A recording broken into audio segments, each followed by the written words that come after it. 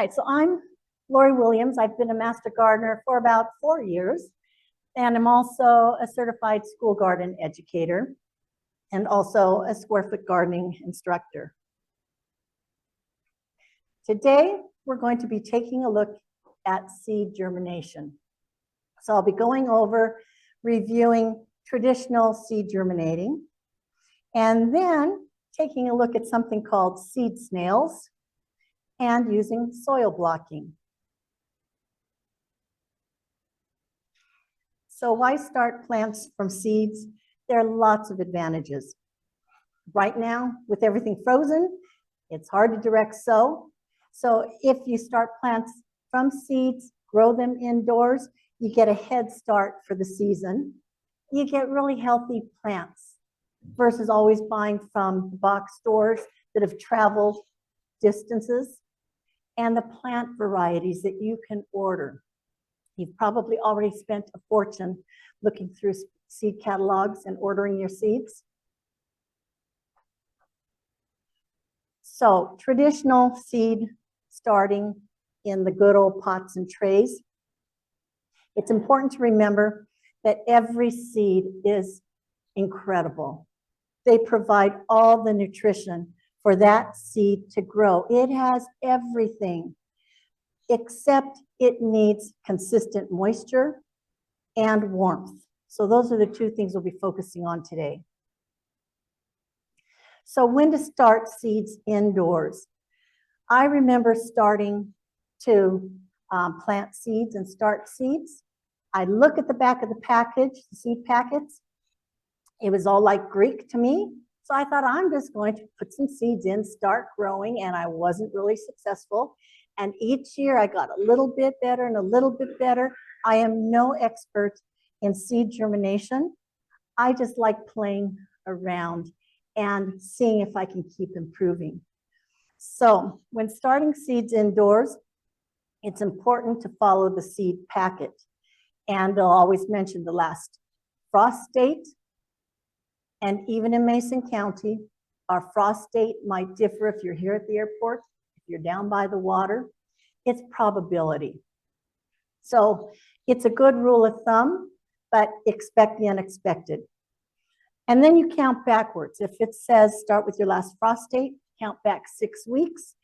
If it's May 1st is your first frost date, you count back 6 weeks. That's going to put you mid-March. And this Through the Garden Gate journal, every single month we'll have a calendar and recommendations for sowing seeds, starting seeds, indoors, outdoors, for this climate area, and that will be back at the table.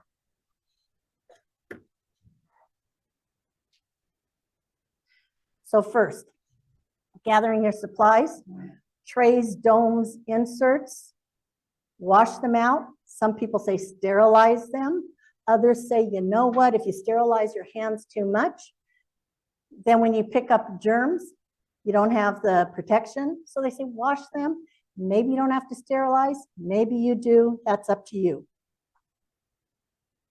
And then your seed starting mix. The most important is that it is pre-moistened.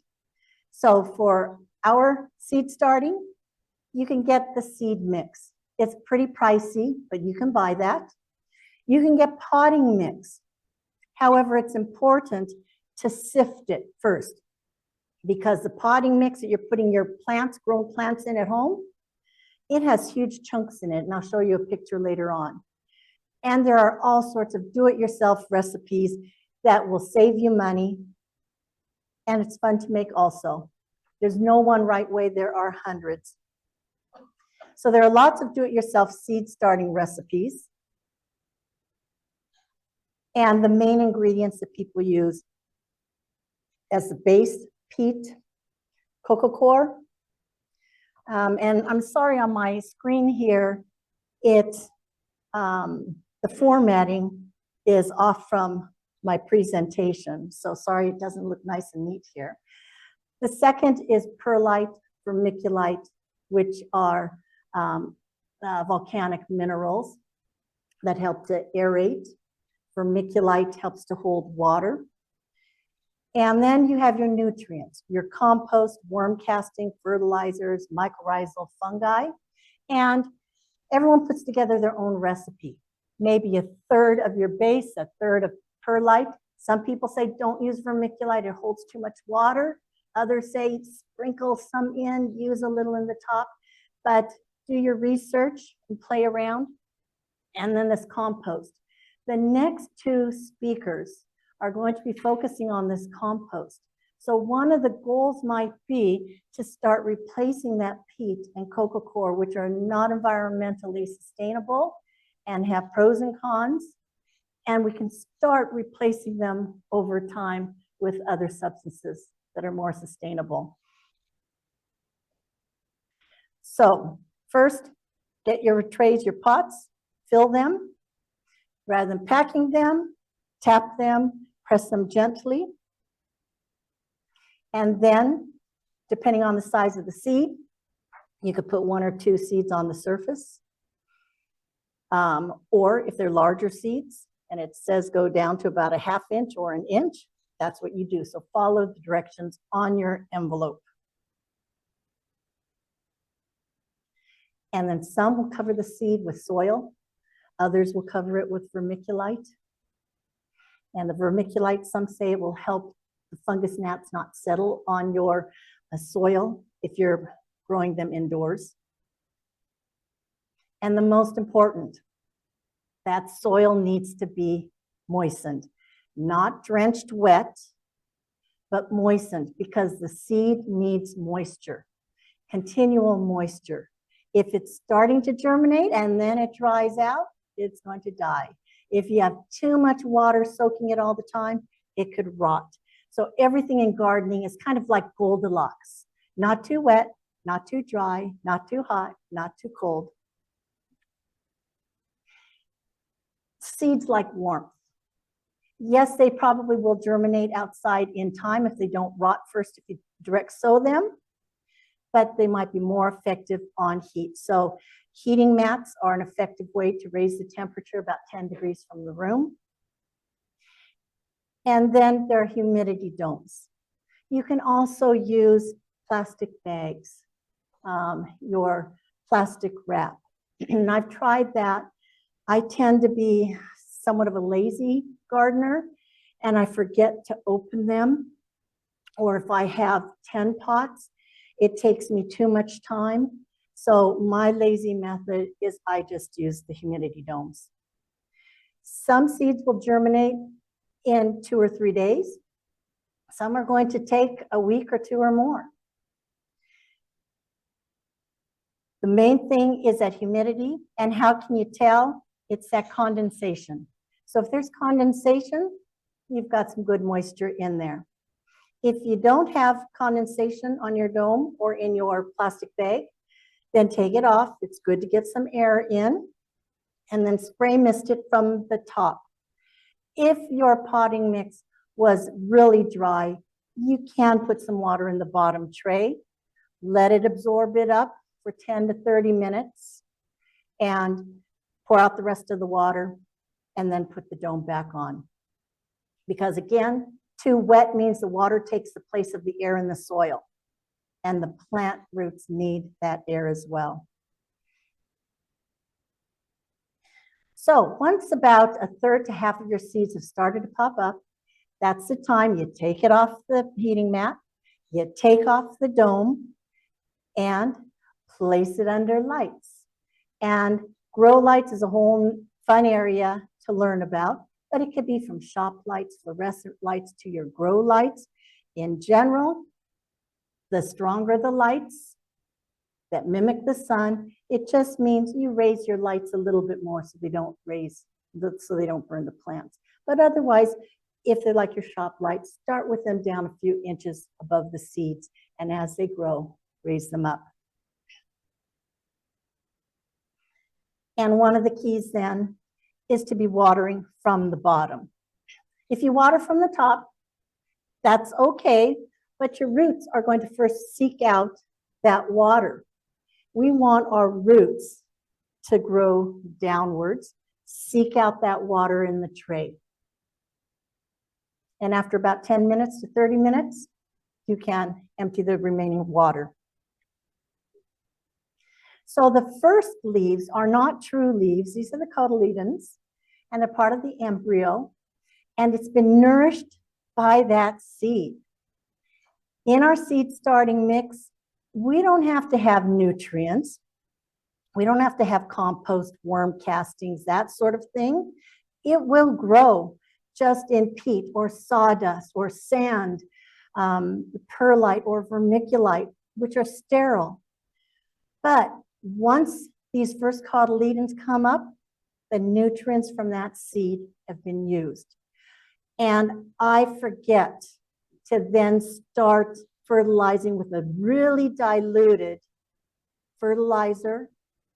And so that's why potting mixes, seed starting mixes, will often use the compost and the worm castings and the nutrients, so that once these first leaves come up, cotyledons, it's got the nourishment in the soil, and you can relax a little bit more and not be so stressed. Once the seedlings have an additional set of true leaves, definitely it's used up the nutrients. And it has to be diluted. So I remember when I was in grade school, and I was so happy because I baked my first set of cookies. And I took them to my parents, so proud. They took one bite and they couldn't eat it because I mistook the sugar and the salt. So I put in my cup of sugar. And too much of something is not a good thing. And the same thing with the fertilizer. When I was first growing seedlings, I thought, okay, a little fertilizer is good. I'm going to put in a lot. They all died. So over on the left side, there's little tomato plants, and a lot of seeds went into that pot versus one or two. But that's okay. We can save them. It's time to up pot or move them from a smaller pot to a larger one, transplant them. So it's easy to take them out, gingerly separate the plants, the seedlings. Try not to disturb the roots, but you will. The plants are kind of hardy. And then putting it into a 4-inch pot to continue growing. Now, when we take a look at two other methods of germinating seeds, I just want you to note the amount of time to separate, to put soil in another 4-inch pot, make the hole, plant it, water it. And this little tray here is growing and growing, and now you've got trays of your 4-inch pots. A fan. I can sit in my chair at home, which I did after my hip surgery. I could sit for days and weeks and binge watch TV and think what's happening to my muscles, my strength, my endurance. It goes quickly. These seedlings love challenges. They want that gentle breeze, that wind. It helps that resistance for them to grow stronger and stronger stems. So to help them as seedlings, it's good to put a fan on your plants. Give them a little bit of stress and resistance. And when you need to water, you don't want to overwater or underwater. So some indications that it needs water. Your pots are in your tray. You look at the tray is bone dry. First indication, maybe it needs. Look in the top of your pots. Oh, it's dry on top. But maybe it's still moist down below, and if you add a lot of water, you could waterlog it. So a good way also is once you first water your pots, pick up each of your 6-cell packs or your pot. Feel how heavy it is. And then as it's drying out, pick it up and see how light it is. So if it's dry on top and it's light, that's a good indication it's time to water. You can also stick your finger in, get a moisture reader, but I like to go by the feel now of my pots. And then I water from the bottom. Now it's going to be time to take them outside and transplant them outdoors. Hooray, when the weather is warm enough. And always check the temperature also. of the soil for each plant, because some plants like cucumber, they don't want to be out in early to mid-May when the soil is still too cold. So please check the temperature of your soil. But hardening off plants is important. So imagine you've been sitting at home in Shelton, winter months, you take a trip to Hawaii, you go and lie out on the beach, you're out there for 8 hours straight. Your body is not going to be thanking you. It's going to be in pain. So think about these precious, delicate seedlings, and you're planting them out there in the garden where they're undergoing all sorts of shock, heat, and cold. That's why we harden them off. So day one, we might bring our seedlings into a shady, sheltered spot for 30 minutes, bring them back in. Day two, we may give them a little bit of sun for a little bit of time, bring them back in. And over a week, we are getting them used to being outside. Now, if you just have one tray, no problem. If you have many, many, many trays, that's a lot of work every day. And so I try to find more shaded first and just leave them out there, and then I move them to the next area. So here's my pot, my little 6 cells, only slits at the bottom. Yes, I know it needs washing, and that's one of the things I have a hard time is washing all of my pots. And one of the difficulties here, it's still going to work. Use them. They crinkle quickly. They tear quickly. You may not get many years out of them. And then the root, as it grows, is going to grow long. And when it hits that side, the plastic, it starts to wrap around. And now when you're transplanting that, it's easy to damage that one main root. And then it's not getting as many nutrients and water. This is a more modern cell plug tray. And notice the slits on the side, the big holes in the bottom. It's for air pruning. So as the seedling grows, the roots hit the outside of the pot, the plastic, and this is really durable plastic. It hits those air slits. It hits the air. It stops growing. It dries out, stops growing. And then it signals to the plant, grow more roots. So now you're getting a seedling developing lots of roots. It's getting stronger. It's getting healthier. It's going to be picking up more water and the nutrients. And then notice those holes at the bottom. They're big enough to get your finger through. So now you don't have to try to scoop out and squeeze that little seedling. You just put your finger in the bottom, poke it up, and you can pot it up, replant it into a larger container, or out in the soil if it's ready. This looks like my setup at home. I get loads of dirty containers, and because I can't fathom washing them outside in the cold, I tend to find the new ones. And the main thought is there another way?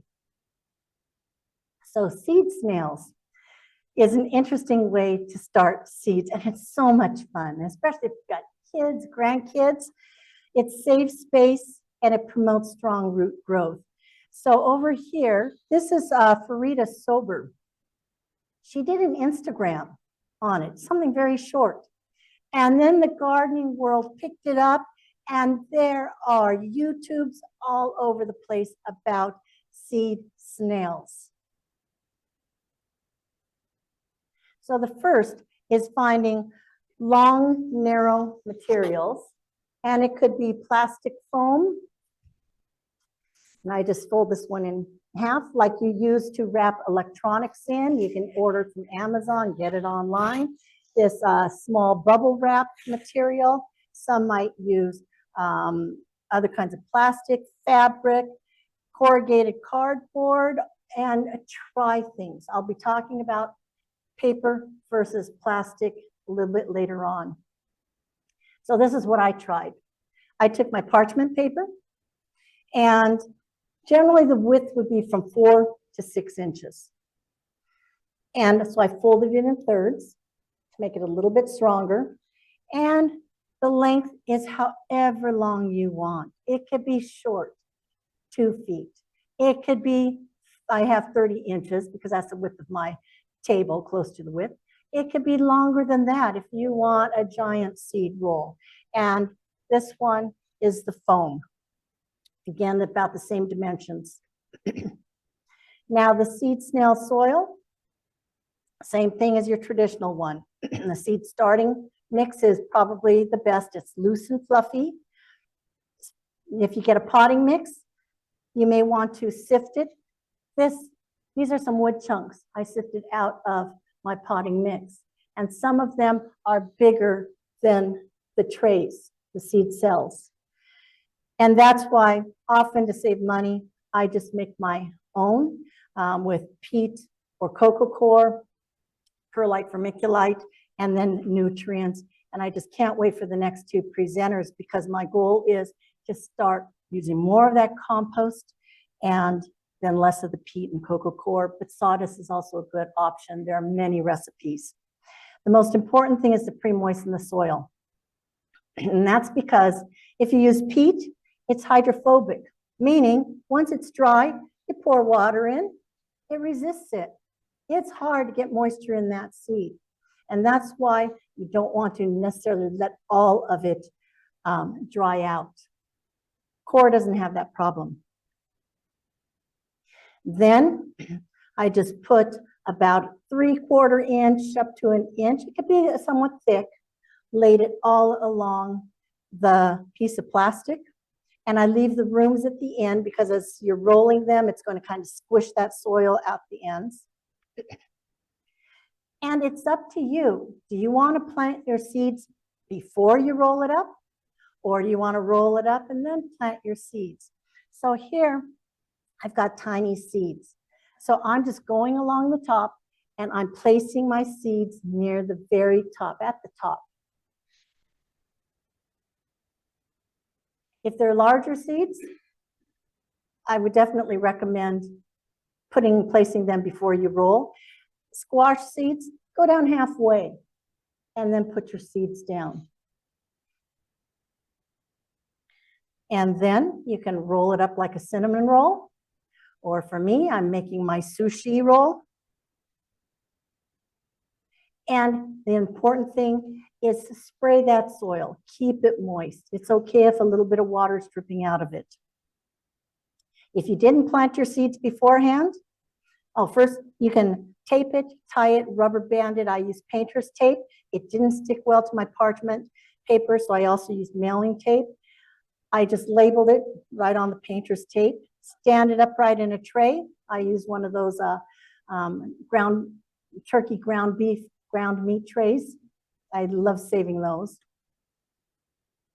At the top, I just press the soil down a bit because I put soil right to the edge on my first one. Later on, I left a little bit of room as I rolled it on one side. So I pressed the soil down a little bit. I put seeds in. I used a chopstick and I put my seeds in. Afterwards, I sprinkled some soil along the top and I put another label in just to be sure I had some label with the date. And now I have 4 different rolls with different seeds. I'm putting it into a bigger tray just so that it fits right on my heat mat. And I am using the tall dome. Again, you don't have to use the moisture dome. You could leave it and then just make it sure you're spraying them, that the tops aren't drying out. You could try plastic bags. You could try saran wrap.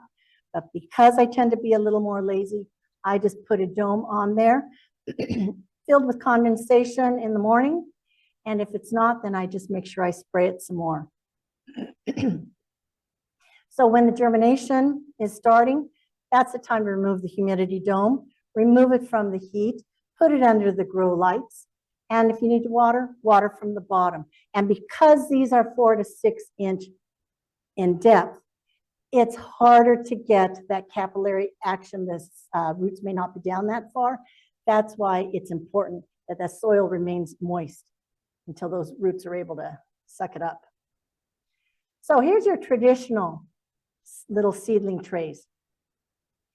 Once it gets the first and second true leaves, it's time to move it from that seed cell to a bigger pot. There's so much time, so much space, use so much soil, and look at it repotted. It doesn't look like there's that much that's been done. Now let's look at the seed snail. It's easy to up-pot it. You unroll it and look at the roots showing. Definitely it needs more soil. The great thing, add more soil. Add more of your moistened soil that's filled with your worm castings or your compost, and then you roll it up again and let it grow longer until it's ready to go into the garden. Now hardening them off. Imagine your 10 trays of your seedlings. You're taking out one at a time, bringing them back in, out and in for a week. Now you look at your little seed rolls and how easy it is to take out a lot and harden them off. It saves a lot of time and space. When it's time to transplant it outdoors, easy. Unroll it again. Divide them up into their individual seedlings, and then dig your hole, plant them in. That's it. You don't have your pots. I'm sure you don't have pots lying on the ground anyway. I do. So this makes it easier. Now, paper versus plastic.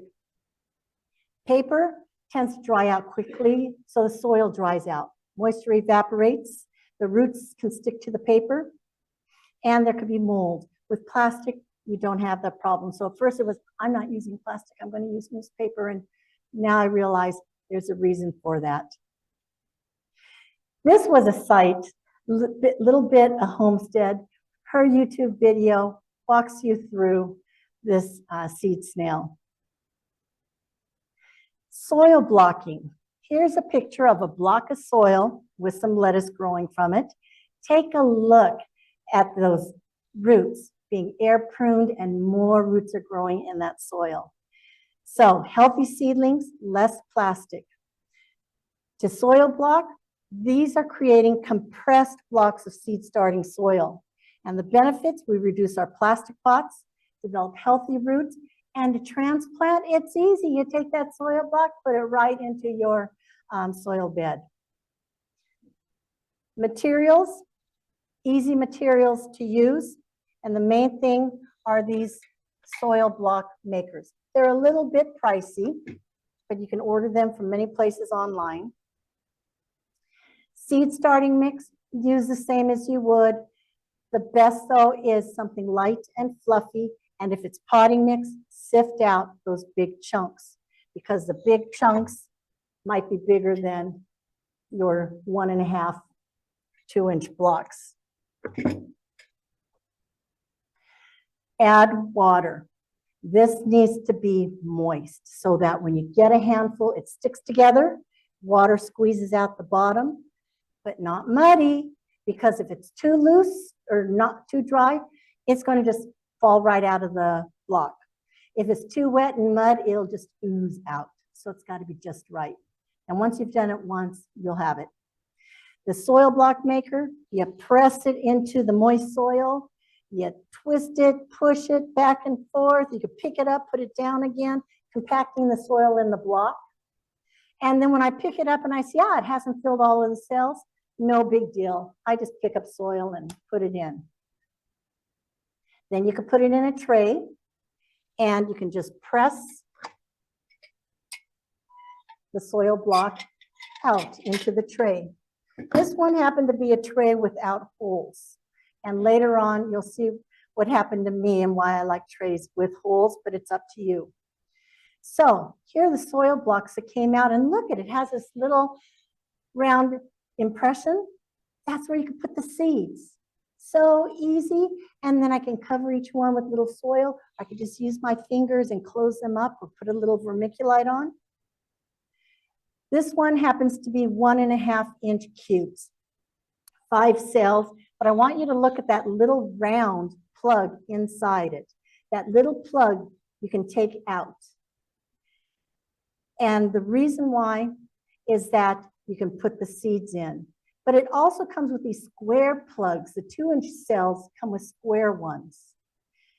And with these square ones, you could put the seeds right in it and it'll grow plants. But take a look at the ones that don't have plants in it. Here's another idea. There's a tiny mini soil blocker, 3/4 square. And it makes it's for your tiny seeds. Like if you like to grow a lot of flowers, this is an easy way to start them. And over in the far left, take a look at that square.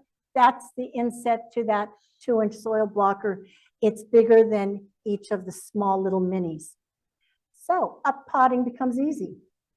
You take that tiny little mini, you put it right into the 2-inch soil blocker. No transplant shock at all. And it doesn't break apart? And that depends on a couple things, how well you've compacted it in, that it's not too oozy wet, not too dry. But mine stayed perfectly from beginning of August until a lot of mine I grew for the kids at the school at Pioneer, and until they were ready to plant them in mid-September. They were too grown, but yeah, they stayed perfectly with a certain exception. Yes. Yes. Huh? So the roots help to hold that soil together also. So in August, I started these blocks for Pioneer, and I tended to put one type of plant in each tray. And I like saving the ground turkey trays from the supermarket. In the top one, I just drilled the holes with my wood burner, and the bottom one I left without holes, so that I would soil block in the one with the holes because it fits perfectly. And then I could put it into the one without holes and water on the bottom, keep it in for 10 to 30 minutes, then take it out. And I don't worry about it being too wet. And then you have other kinds of trays as well. This is a more commercial tray. It's more shallow, so it's a lot of air circulation. It will have holes and no holes. And the reason that I like the first tray, putting in a tray with holes, this was my tray without holes. I watered it, I forgot about it. I come back later, it's as though my soil blocks melted into this one muddy mess. But over here you can see it wasn't an even table, so the ones over here were still okay. And that's why I like using holes in the top one. And I'm a novice, I make tons of interesting effects. So air pruning, again, when it touches the air, dries out, signals to the plant, produce more roots. Let's get stronger, healthier, more nutrients, and then to put it into the soil, it reduces the transplant shock. So however you want to germinate your seeds or direct sow, play, have fun. There are a lot of methods out there.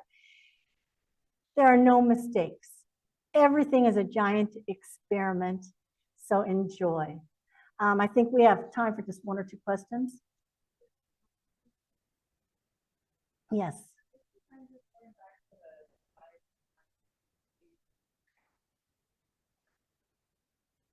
And if you Google seed snails, you're going to find a ton of YouTube videos, even from soil scientists who are saying it's not a fad, it works. Yes.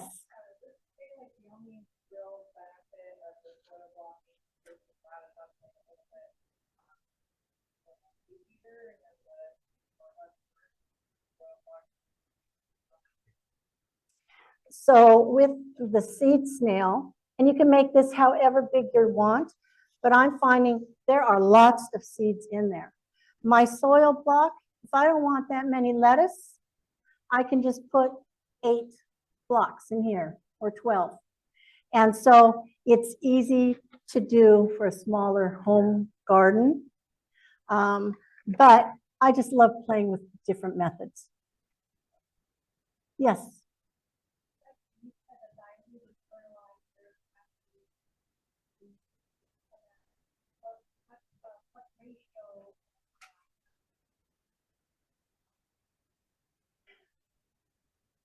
So your seedlings, once they've used the nutrients in the seed and you need to fertilize, I like using just the natural worm casting compost. That's all the nutrients you need.